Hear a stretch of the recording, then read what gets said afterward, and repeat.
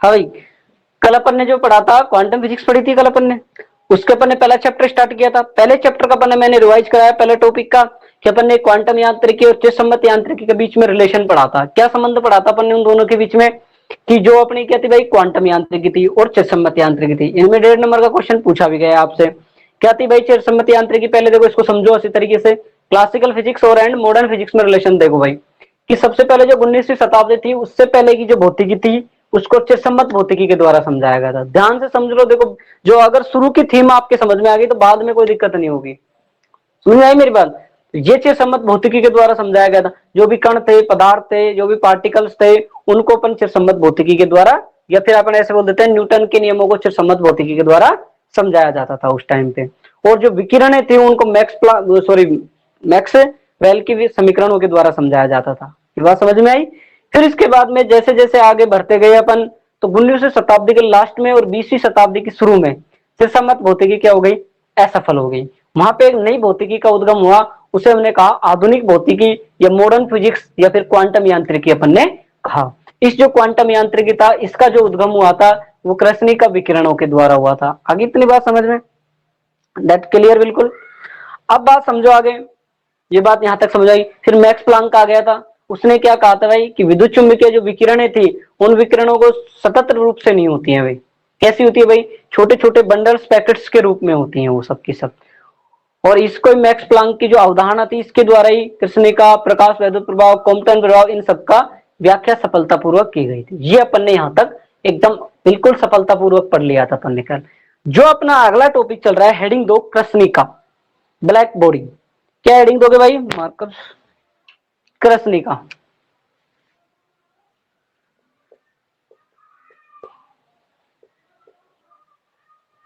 कृष्णिका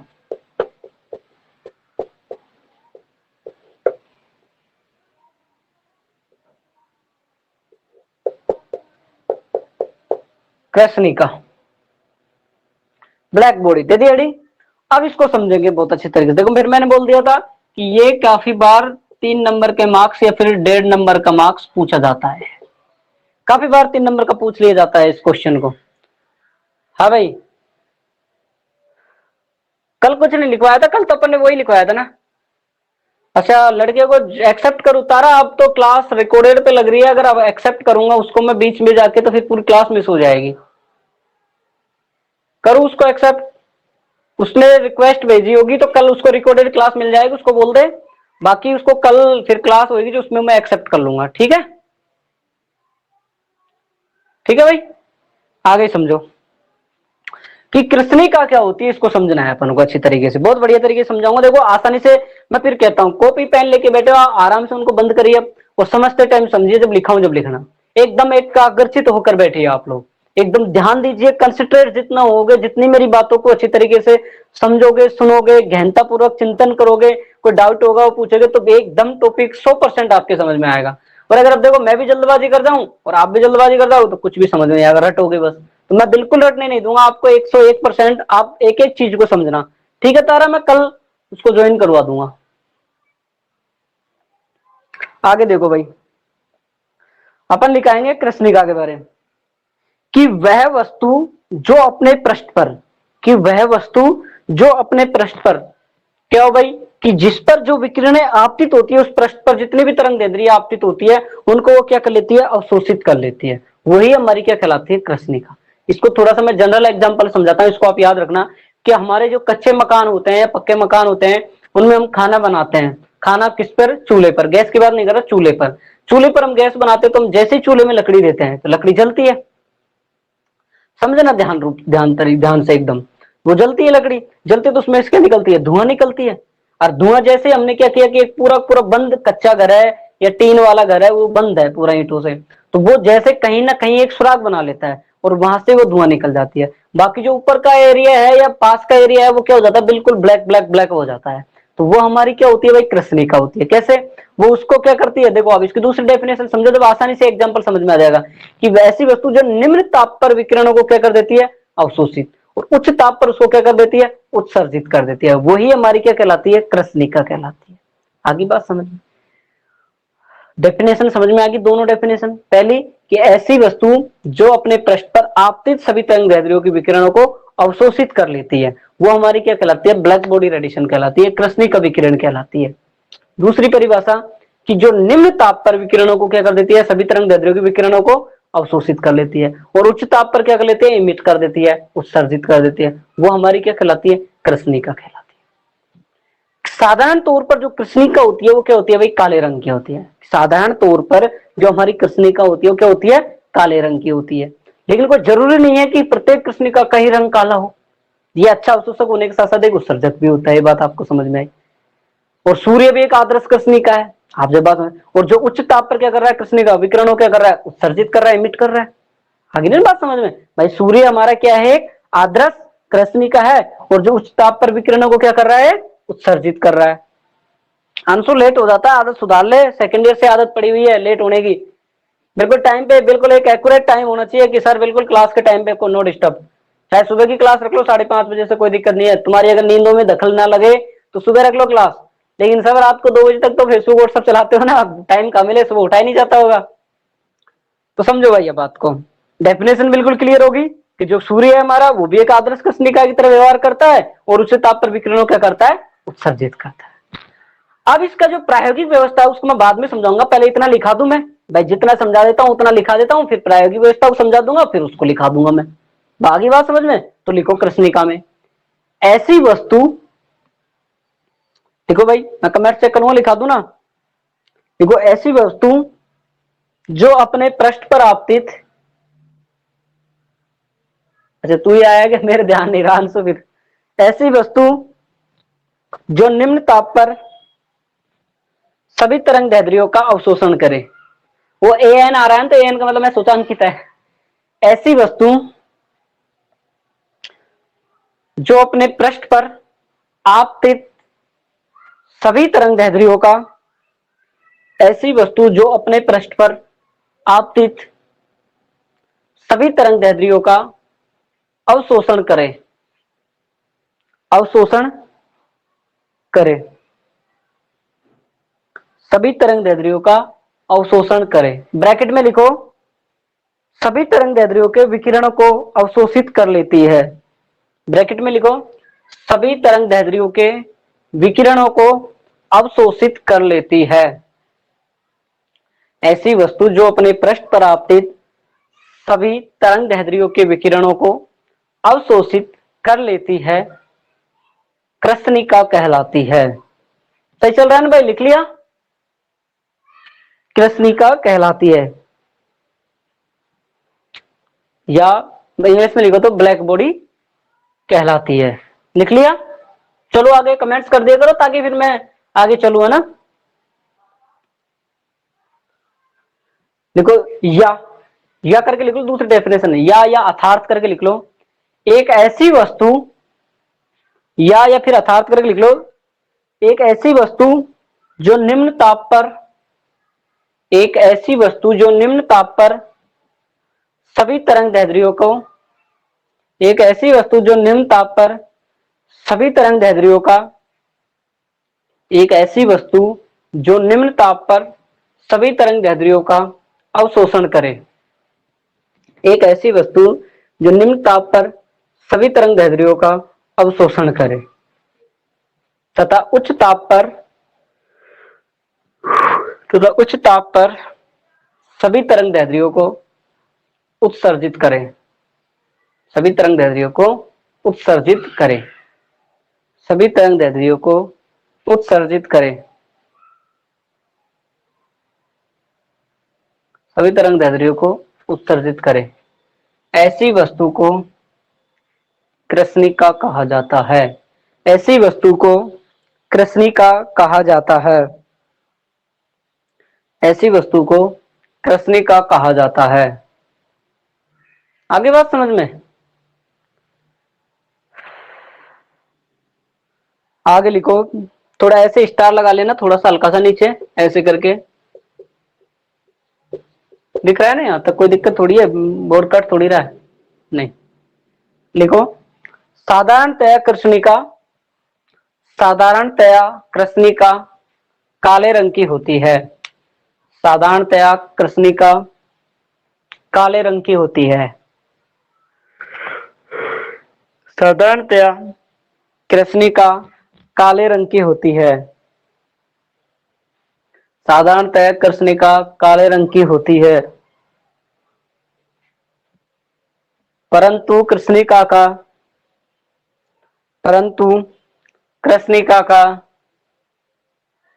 काला रंग होना परंतु कृष्णिका का काला रंग होना आवश्यक नहीं है।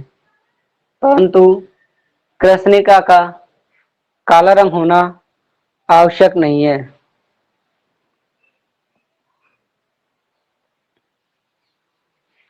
आवश्यक नहीं है। सूर्य एक आदर्श कृष्णिका है। सूर्य एक आदर्श कृष्णिका है। सूर्य एक आदर्श कृष्णिका है जो उच्च ताप पर सभी विकिरणों को जो उच्च ताप पर सूर्य एक आदर्श कृष्णिका है जो उच्च ताप पर सभी तरंगदैर्ध्यों की विकिरणों को सभी तरंगदैर्ध्यों की विकिरणों को सभी तरंगदैर्ध्य की विकिरणों को उत्सर्जन करता है। सभी तरंगदैर्ध्य की विकिरणों को उत्सर्जन करता है। उत्सर्जन करता है। लिखिए ना, शुरू से बोल देता हूं। साधारणतः कृष्णिका काले रंग की होती है परंतु प्रत्येक कृष्णिका का काला रंग होना जरूरी नहीं है। सूर्य एक आदर्श कृष्णिका है जो उच्च ताप पर सभी तरंगदैर्ध्यों की विकिरणों को उत्सर्जित करता है। आगे बात समझ में भाई? बिल्कुल क्लियर है। अब लिखो कृष्णिका की प्रायोगिक व्यवस्था। देखो प्रायोगिक व्यवस्था, कृष्णिका की प्रायोगिक व्यवस्था, हेडिंग दो, इसी में चल रहा है, कहीं अलग नहीं है, इसी टॉपिक में कृष्णिका की प्रायोगिक व्यवस्था। पूरा 3 नंबर का क्वेश्चन, बड़ा क्वेश्चन आता है इसमें से ना। लिख लिया ना सबने? कोई दिक्कत थोड़ी है। ताराचंद समझ में आ रहा है सबके? हाँ भाई, अब इसको समझो। लिख लिया तुम? देखो भाई, वैज्ञानिकों ने प्रयोगशाला में जो भी उनको जो साइंटिस्ट थे वो जो एक्सपेरिमेंट कर रहे थे, जो भी अनुसंधान, जो भी मानकीकृत, जो भी उनके द्वारा जो रूम था या फिर अपन बोलते हैं लैब थी, प्रयोगशाला थी, उसमें एक ऐसी ब्लैक बॉडी का निर्माण किया गया या उसमें एक ऐसी ब्लैक बॉडी पदार्थ का निर्माण किया गया जो 99% तरंगदैर्ध्यों की विकिरणों को अवशोषित कर ले। भाई साइंटिस्टों के द्वारा जो लैब में एक ऐसी ब्लैक बॉडी का निर्माण किया गया जो 99% तरंगदैर्ध्यों की वे जो विकिरण है उनको क्या कर ले? अवशोषित कर ले। तो उन्होंने एक ऐसा लिया, जिसके एक बनाया, एक आकार शेप, ऐसे शेप ली, कोटर के रूप में ली और उसको क्या किया भाई? इसको ऐसा शेप बनाया कि 99% इसमें जो विकिरण है वो क्या क्या कर लिया? अवशोषित कर लिया। और इसमें क्या कर लिया? एक छेद कर दिया। इसमें क्या कर दिया? छेद कर दिया। और इसकी जो आंतरिक जो सतह है उसको क्या कर दिया भाई? काला कर दिया, ब्लैक कर दिया। और यही हमारी क्या कहलाती है? कोटर कहलाती है। क्या कहलाती है हमारी? कोटर कहलाती है। कोटर या कैविटी बोल सकते हो, ठीक है। कोटर कहलाती है। क्या कहलाती है? कि वैज्ञानिकों के द्वारा प्रयोगशाला में, लेबोरेटरी में जो एक ऐसी ब्लैक बॉडी का निर्माण किया गया 99% तरंगदैर्ध्यों के विकिरणों को क्या कर ले? अवशोषित कर ले। और उसमें क्या किया गया? संकीर्ण या फिर छोटा सूक्ष्म छेद्र किया गया और छेद्र करने के बाद में उसकी जो आंतरिक सतह उसको क्या किया गया? ब्लैक किया गया, काला किया गया। क्यों काला किया भाई? ताकि वो सबकी सब तरंगदैर्ध्य विकिरणों क्या कर ले? अवशोषित कर ले। आई इतनी बात समझ में? अब वो चूल्हे वाला एग्जांपल देखो कि जैसे मान लो हमारा ये चूल्हा है, हमने यहाँ से लकड़ी दे रखी है, लकड़ी जैसे ही लकड़ी आ रही है तो जैसे धुआं इसमें अंदर हो रही है, अरे जैसे अपन मच्छरों के लिए क्या करते हैं, रूम में पत्तों से किसी से धुआं करते हैं, तो पूरे रूम में अगर कोई छेद नहीं होता है तो पूरे में एकदम धुआं घुट जाती है, पूरी पूरी बंद हो जाती है, ज्यादा हो जाती है। तो जैसे ही डोर ओपन करते हैं अपन तो एकदम से पूरी धुआं एक साथ निकलती है। तो इसी की जो किरणें हैं उनको हमने निकालने के लिए क्या किया? ये छेद किया। हम देखते हैं कई बार जो मकान होते हैं उनमें जो चूल्हा रखते हैं वहां पे ऊपर जो रूम होता है, जो उसकी जो छत होती है या टीन होती है, छपरा होता है, कुछ भी होता है, उसमें साइड में छेद रखते हैं ताकि जो भी वो जो धुआं है, जो भी जो पदार्थ निकले, जो भी जो धुआं निकले, वो निकल के सीधी उस छेद से बाहर चली जाए। यही तो करते हैं अपन, खूब देखा होगा गाँव में, खूब है ये सारी चीजें। तो वही इसका सिंपल सा फंडा है। बस आपको यही याद रखना है कि लेबोरेटरी में साइंटिस्ट ने एक ऐसी ब्लैक बॉडी की कल्पना की, कैसी की? कि 99% उसको विकिरणों क्या कर ले? अवशोषित कर ले। इसमें एक सूक्ष्म छिद्र किया और इसकी सतह को क्या किया, काली कर दिया। यह हमारी क्या कहलाई, कोटर कहलाई या कैविटी कहलाई। इतनी बात समझ में आ गई भाई? किसी को कोई डाउट? मैं कमेंट चेक कर लेता हूँ, अगर किसी को डाउट हो तो बोल सकता है भाई। बोलो भाई, कोई डाउट हो तो बोलो। तारा तेरे दोस्त कहाँ गया सारे? वो नवीन नवीन कोई भी आए नहीं आज? आज कहाँ गए सारे? अभिषेक वापस बता दूंगा ना। हाँ अब देखो भाई, आगे फीस की बताते ही चले गए होंगे भाई, फीस ज्यादा है। दूसरी जगह भी तो देते हैं यार, 1500, 2000, 1800, कोई उनसे कोई खराब थोड़ी पढ़ाते हैं अपन, बेस्ट ही पढ़ा रहे हैं। देख लेना कहीं भी मिला के, उनसे बेस्ट ही पढ़ाएंगे। देखो वापिस समझो कि साइंस इतनी बार कोई एक्सप्लेन नहीं करेगा आपको, एक बार बोला एक्सप्लेन किया और आपको डायरेक्ट लिखवा देंगे। मैं फिर समझा रहा हूँ कि साइंटिस्टों के द्वारा जो लेबोरेटरी थी, जो प्रयोगशाला थी, उस प्रयोगशाला में एक ऐसी ब्लैक बॉडी का निर्माण किया गया 99% विकिरणों को क्या कर ले, अवशोषित कर लेती है। आई समझ में अभिषेक? 99% विकिरणों क्या कर ले, अवशोषित कर ले। और उस जो ब्लैक बॉडी, उसमें क्या किया गया, छिद्र किया गया। कैसे छिद्र, कैसे किया गया भाई? अरे अगर कोटर को ऐसे नहीं समझ रहे हो तो जानते हो ना, तोता जो बैठता है पेड़ के अंदर, जो छेद करके उसके अंदर जो सुराख करता है, उसको अपन कोटर ही तो बोलते हैं। आगे बात समझ में? तो उसको क्या करो, उसमें सूक्ष्म छिद्र कर देते हैं और उसकी जो आंतरिक जो सतह है उसको क्या कर देते हैं, ब्लैक कर देते हैं। ये हमारी क्या कहलाती है, कोटर कहलाते हैं। आगे बात समझ में अभिषेक? कोई डाउट अब? हाँ भाई, हाँ भाई अंकित आ गया, अभिषेक ठीक है। चलो आगे, आगे देखो, बिल्कुल समझ में आ गया ना? पूरी तरीके से देख लेना भाई, अगर कोई डाउट हो तो बोल देना आप। ठीक है, अब क्या करते हैं हम, इस कोटर को क्या करते हैं, नियत ताप पर गर्म कर देते हैं। इसको क्या करते हैं, नियत ताप के ऊपर क्या करते हैं भाई, गर्म किया जाता है। देखो भाई, इस कोटर को हम क्या करते हैं,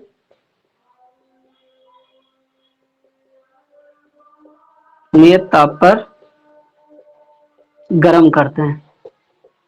जब इसको हम अगर गर्म करते हैं तो इसके अंदर जो उपस्थित जो परमाणु है वो क्या करने लग जाते हैं, वाइब्रेट होने लग जाते हैं, उनमें कंपन करने लग जाते हैं।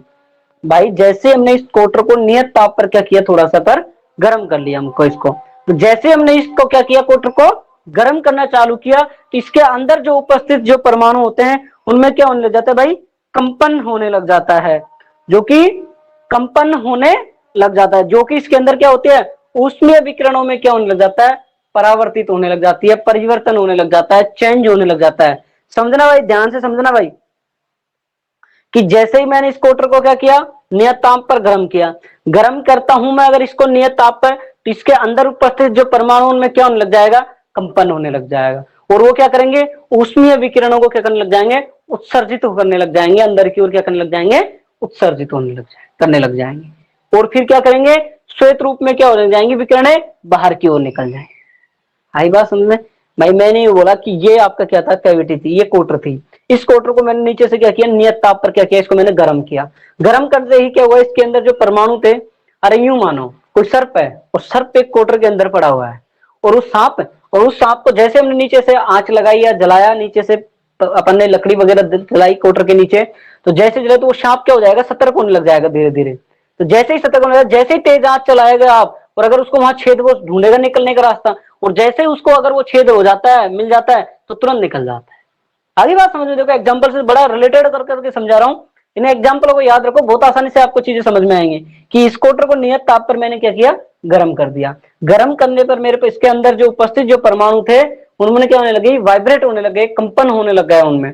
और ये क्या करने लगे, उसमें विकिरणों को क्या करने लगे, उत्सर्जन करने लग गए, और ये श्वेत विकिरणों के रूप में क्या हो गई, बाहर निकल गया। और इसी प्रकार की जो कृष्णिका, इसी प्रकार जो कोटर थी, जो हमने क्या कहा, इसको कृष्णिका कहा। बोलो भाई, क्लियर है? डाउट? कोई दिक्कत? हाँ भाई, चलो आगे। भाई हमने वापस से देख लो, कोटर थी, इस कोटर को हमने नियत ताप पर क्या किया, गर्म किया। गर्म किया हमने इसको, कोटर को गर्म करने पर इसमें जो उपस्थित जो परमाणु थे वो क्या करने लगे भाई, कंपन करने लगे। और उसमें विकिरण क्या होने लगे, इसमें उत्सर्जित अंदर की ओर क्या होने लगे, परिवर्तित होने लगे अंदर की ओर। और उसमें विकिरणों का जब उत्सर्जन हुआ तो अंदर की ओर परिवर्तित होने लगे, और श्वेत विकिरणों के रूप में क्या हो गई, बाहर निकल गई। और ये इस प्रकार की जो कोटर है वो कृष्णिक अवस्था की तरह व्यवहार करती है। आई बात समझ में नहीं आई? बताओ भाई। बिल्कुल एकदम क्लियर है? बताओ भाई, जब तो लिखा हूं आगे मैं, नहीं तो फिर मैं यहीं रुकू। बताओ और चलो। हाँ भाई, सबको समझ में आ गया भाई टॉपिक पूरा? समझ में आ गया? एक बार मैं पूरा वापस से बोल देता हूं। देखो, सबसे पहले हमने कृष्णिका समझी। कृष्णिका को हमने क्या समझा कि सबसे पहले एक भाई क्या था कि ऐसी वस्तु या वस्तु के पृष्ठ पर आपतित सभी तरंग दैर्ध्य को क्या कर लेती है? विकिरणों को अवशोषित कर लेती है। या दूसरे शब्दों में इसने इसको कहा कि जो वस्तु के पृष्ठ पर आपतित जो विकिरण है उनको निम्न ताप पर अवशोषित कर लेती है और उच्च ताप पर क्या कर लेती है? उत्सर्जित कर देती है। कितनी बात सुन। साधारणतः कृष्णिका का रंग क्या होता है? ब्लैक होता है। ये बात क्लियर है? बाकी जो सूर्य है वो उच्च ताप पर विकिरणों को क्या करता है? उत्सर्जित करता है। फिर साइंटिस्टों ने प्रयोगशालाओं में जो 99% ऐसी ब्लैक बॉडी बनाई जो 99% विकिरणों को क्या कर ले? अवशोषित कर ले। उसमें एक छोटा सा छेद कर लिया और उसके आंतरिक सतह को ब्लैक कर दिया। ये हमारी क्या कहलाई भाई? क्या कहलाई? कोटर कहलाई। आगे बात समझ में? इसके आंतरिक सतह को काला किया गया है। ठीक। फिर इसके बाद हमने क्या देखा कि इस कोटर को हमने नियत ताप पर क्या किया? गर्म किया। गर्म करने के बाद इसके अंदर जो उपस्थित जो एटम थे वो क्या होने लगे? वाइब्रेट होने लग गए उनमें। और ये क्या करने लगे? विकिरणों को उत्सर्जित करने लग गए। तो जैसे उत्सर्जित अंदर की ओर करने लगे तो श्वेत विकिरण का जो क्षेत्र था उसमें से होकर बाहर निकल गए। और ये इस प्रकार की कोटर वो कृष्णिका की तरह व्यवहार करने लगे। लिखा दो भाई, बोलो कमेंट्स में जवाब दो। समझ में आ गया? हाँ भाई चलो, बिल्कुल एकदम क्लियर है। लिखो, वैज्ञानिकों ने प्रयोगशाला में वैज्ञानिकों ने प्रयोगशाला में वैज्ञानिकों ने प्रयोगशाला में एक ऐसा ब्लैक बॉडी बनाया। वैज्ञानिकों ने प्रयोगशाला में एक ऐसा ब्लैक बॉडी बनाया जो 99% विकिरणों को 99% विकिरणों को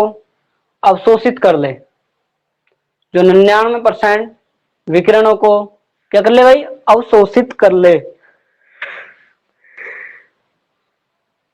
जो 99% क्या कर ले? विकिरणों को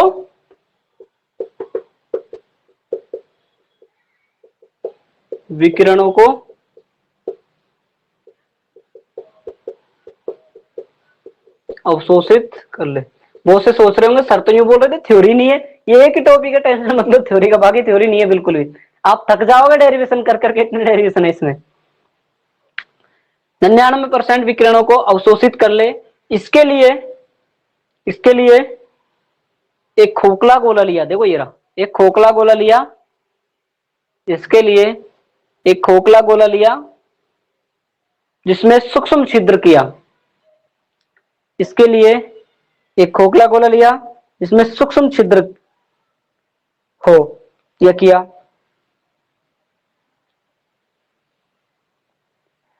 सूक्ष्म छिद्र हो 99% विकिरणों को अवशोषित कर ले। इसके लिए एक ऐसा खोखला गोला लिया जिसमें एक सूक्ष्म छिद्र हो।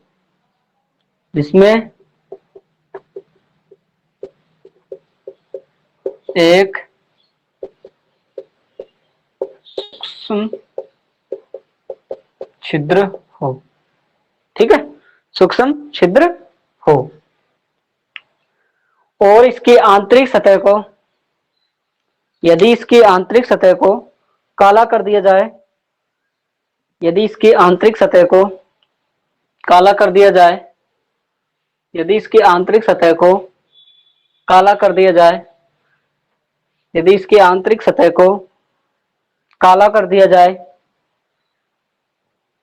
तो इसे हम कोटर कहते हैं। तो इसे हम कोटर कहते हैं।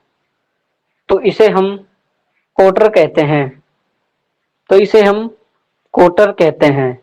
डायग्राम बना लो, मैं साइड में हो जाता हूँ, डायग्राम बना लो।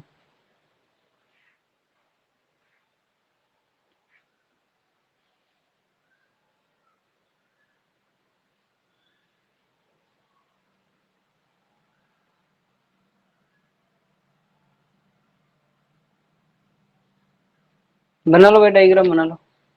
नहीं बने वो देखो, मैं छोटा सा और बना के बता रहा हूँ यहाँ।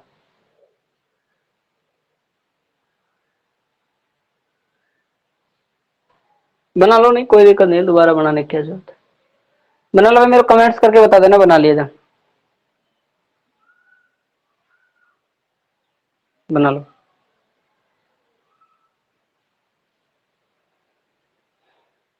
बना लिया? बनाओ छोटा सा।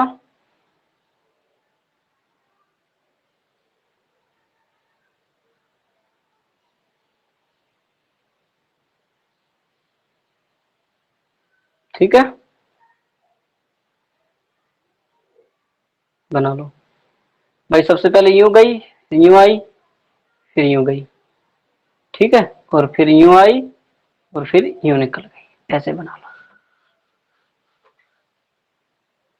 हाँ भाई, हो गया।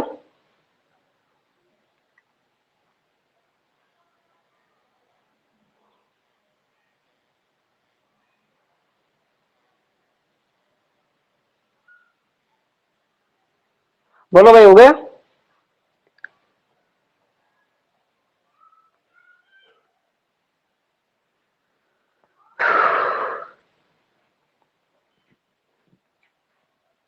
बोलो भाई, हो गया?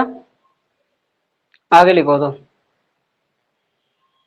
देखो, यदि यदि इस कोटर को यदि इस कोटर को नियत ताप पर गर्म किया जाए, यदि इस कोटर को यदि इस कोटर को नियत ताप पर गर्म किया जाए, यदि इस कोटर को नियत ताप पर गर्म किया जाए,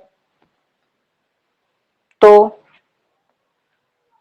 अंदर उपस्थित परमाणु कंपन करने लगते हैं। अंदर उपस्थित परमाणु कंपन करने लगते हैं।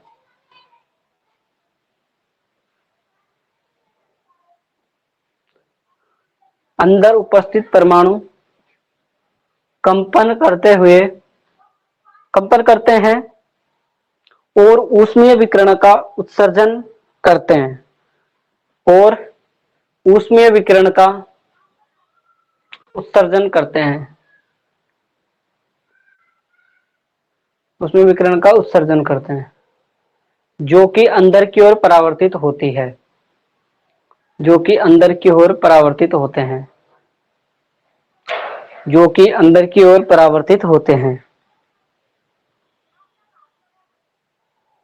और फिर श्वेत विकिरण के रूप में और फिर श्वेत विकिरण के रूप में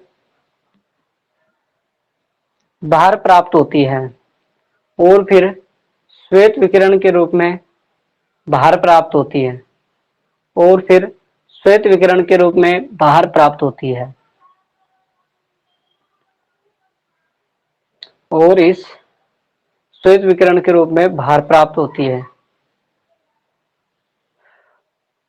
और इस अवस्था में कोटर और इस अवस्था में कोटर और इस अवस्था में कोटर कृष्णिका की तरह व्यवहार और इस अवस्था में कोटर कृष्णिका की तरह व्यवहार करती है।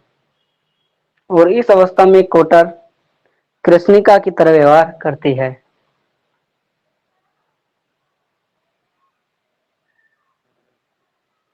आई बात समझ में? अब हेडिंग दो, कृष्णिका ऊर्जा वितरण वक्र। लिख लिया ना? कृष्णिका ऊर्जा वितरण वक्र। कृष्णिका ऊर्जा वितरण वक्र। कृष्णिका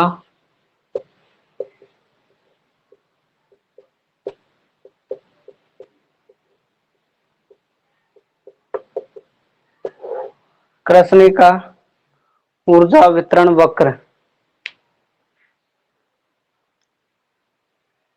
लिख लिया भाई? समझो, देखो इसको समझाएंगे एक बार, थोड़ी सी इसकी डिटेल बता देता हूं कि यदि कृष्णिका का हम ताप जो टेम्परेचर है वो अलग अलग रखेंगे, तो उनकी जो तरंग दैर्ध्य विकिरण है वो भी क्या हो जाएगी, अलग अलग हो जाएगी। और जिसकी जो स्पेक्ट्रम उत्सर्जन क्षमता है, देखो दो साइंटिस्ट थे, लूमर और प्रंगसाइम, उन्होंने क्या किया, इसकी ई लैम्बडा और लैम्बडा, स्पेक्ट्रम उत्सर्जन क्षमता और तरंग दैर्ध्य, उनके मध्य क्या किया, वक्र खींचा इन्होंने। क्या किया, लूमर और पेंगसाइम नामक वैज्ञानिक ने क्या किया, इनके मध्य कर्व खींचा कि लैम्बडा स्पेक्ट्रम उत्सर्जन क्षमता और तरंग दैर्ध्य, उनके मध्य क्या खींचा, एक वक्र खींचा और उस वक्र से अनेक निष्कर्ष प्राप्त किए उन्होंने। भाई थोड़ा मेरे को आज काम है इसलिए मैं थोड़ा जल्दी क्लास ऑफ करूंगा, तो आप पहले थोड़ी सी बात समझ लीजिए मेरे से। देखो आपने दो टॉपिक पढ़ लिए, ये टॉपिक कल खत्म हो जाएगा आपका, जो फिर अपना अगला टॉपिक है वो डेरिवेशन आ जाएंगे, इससे रिलेटेड होंगे। जो भी अपन पढ़ेंगे आगे, वीन्स का नियम, रेलेजेंस का नियम, माध्य ऊर्जा, औसत ऊर्जा, प्लांक का, जो भी प्लांक के अनुसार वीन का नियम, रेलेजेंस का नियम, वो सारी चीजें हम यहाँ पे पूरा अध्ययन ढंग से करेंगे। लेकिन आपकी इंपोर्टेंस ये सबसे बड़ी महत्वपूर्ण है यहाँ पे आपकी, कि कितनी रेगुलरिटी है। आप जितनी अच्छी रेगुलरिटी रखोगे आपका अध्ययन उतना अच्छा बेहतर होगा। देखो आपको मैं फिर कह रहा हूं, बीएससी की क्लासों के अंदर कोई भी बंदा ये बातें नहीं बताया। आप पढ़ो तो ठीक, नहीं पढ़ो तो ठीक, आपसे फीस ली और उनका काम निकला और आप अपने रास्ते, वो उनके रास्ते। देखते हो आप कोचिंग में भीड़ों में कैसे जाके बैठते हैं, और आधे से तो क्या करते हैं, फालतू के काम के लिए जाते हैं। जब रिजल्ट आता है, जब कहते हैं कि सर फिजिक्स का रिजल्ट तो 4% रहा है, अरे भाई 4% रिजल्ट तुम्हारी वजह से रहा है। तुम वो चीज वक्त के रहते पहचान ही नहीं पाए कि कहां गुणवत्ता, कहां क्वालिटी टॉप पे मिल रही है। ये नहीं है कि कम बच्चे हैं तो गुणवत्ता नहीं है। आप अगर उस गुणवत्ता क्वालिटी को अगर आप पहचान जाते हो तो मैं कहता हूं आपको सक्सेस होने से कोई नहीं रोक सकता। और अगर आप भीड़ में जाके ज्यादा वो करते हो तो आप एक भीड़ का हिस्सा रह जाते हो। भीड़ से अलग अगर छटके आप काम करते हो तो एक अलग ही आपकी पहचान बनेगी। लेकिन आप अगर उस भीड़ में जाके भीड़ में लिप्त होते हो तो उस भीड़ का हिस्सा बन के रह जाओगे आप। भाई दुनिया में मान कौन बनता है, जो भीड़ से हटके चलता है, हटके काम करता है। तो यही कह रहा हूं मैं कि आपका उद्देश्य एक अलग होना चाहिए, एक एम होना चाहिए, गोल होना चाहिए आपका, कि हमको करना क्या है। आप खुद एक इस लेवल पे पहुंच चुके हो, आप ग्रेजुएशन करने की कगार पे हो, फाइनल आपकी कंप्लीट हो जाएगी। आप इतने परिपक्व हो चुके हो कि क्या अच्छा है क्या बुरा है हमारे लिए वो सब आप पहचान सकते हो। लेकिन आप लोग क्या करते हो कि आंखों पे पट्टी बांध कर जो भेड़चाल चलती है ना, दूसरा कहता है ना यार वो वैसा है, वो वहां है, वहीं निकल पड़ते हो। मैं कहता हूं ऐसा नहीं होना चाहिए। क्यों? क्योंकि आप एक अच्छा बुरा पहचानने के लिए आप एक इतना आप में परिपक्वता आ चुकी है कि आप एक अच्छा बुरा पहचान सकते हो। लेकिन आप भेड़चाल अगर बनोगे तो आप भेड़चाल रह जाओगे। आप खुद से पूछो ना कि मुझे क्या करना है, कहां अच्छा है कहां बुरा है। ये सारी चीजें आपको कहीं नहीं मिलेगी। देखो फिर कह रहा हूं, एक टीचर का जो दायित्व होता है वो एक तरीके से, देखो आप घरेलू समझते हो कि एक बेल होती है, और उस बेल को हम धागे के द्वारा चढ़ाते हैं ऊपर, और जैसे हम अगर उस धागे को टेढ़ा मेढ़ा करके ऊपर ले जाएंगे तो बेल भी ऐसे टेढ़ी बेढ़ी होके जाएगी। और हमें इस धागे को अगर सीधा ऊपर लेके जाएंगे तो सीधी बेल जाएगी। तो मतलब कि हमारा जो हमने जो जिस प्रकार से धागे को बैठाया घुमाया उसी प्रकार से बेल घूमी है। तो टीचर का दायित्व है, टीचर आप एक बेल हो, हम टीचर एक माध्यम है धागे के रूप में, कि आपको जिस तरीके से आपको घुमाएगा आप उस तरीके से घूमोगे। तो मेरा तो यही रहता है, हर बार जो बच्चे मेरे पास से निकलते हैं मैं चाहता हूं कि आप एक अच्छी से अच्छी जगह पे जाओ। आप जब बीएससी करो, बीएससी करने के बाद में, वैसे तो आप बीएससी करो, बीएससी के मान लो कर रहे हैं जो बच्चे, यही समझते हैं कि यार जाल गल गया गले में फालतू, कि एक विधानसभा का चुनाव लड़ लो चाहे बीएससी कर लो बरोबर है। ऐसा नहीं है, बोझ बर्डन मत लो किसी भी चीज को। आईएएस बनते हैं बीएससी करे हुए, ऐसी बात नहीं है यार। टाइम समय की बात है, मेहनत की बात है सारी की सारी, और कुछ नहीं है। कितना ही करप्ट हो जाओ, मेहनत तो रंग लाती लाती है, चाहे लास्ट में ले आए। तो इसलिए आपसे कह रहा हूं, आप एक अलग पहचान बनाते हुए आप एक मतलब एक अपना दायित्व को, फर्ज को समझें, तो उस प्रकार से आप अध्ययन करें कि आप एक अलग पहचान बन जाए। कि आप सबसे, आपसे कोई कहता है कि यार तू गलत कर रहा है, हाँ ठीक है मैं गलत कर रहा हूं, आप खुद से पूछिए। आप अपने मित्रगण ऐसे रखिए कि वो जो मित्रगण है वो ऐसे हों आपके कि आपका हमेशा अच्छी चीजों में साथ दे, बुरी में नहीं दे, वही आपका मित्र है। तो बाकी चीजें आप खुद समझदार हो, ज्यादा ज्ञान देने से वो नहीं होता। यूं कहते हैं ज्यादातर कि सर ज्ञान फालतू का दे रहे हो, फालतू का, हम तो जानते हैं सारी चीजें। देखो हाँ माना कि तुम जानते हो, लेकिन फिर भी मेरा फर्ज है बताना। बाकी आशा करता हूँ कि आप सब लोग जो चीजें पढ़ा रहे हो उसको बहुत अच्छी तरीके से पढ़ोगे, और आप सबके, मैं एक बार पूछ लेता हूँ, आप सबसे बहुत अच्छी तरीके से समझ में आ रही होंगी। किसी को डाउट थोड़ी है भाई?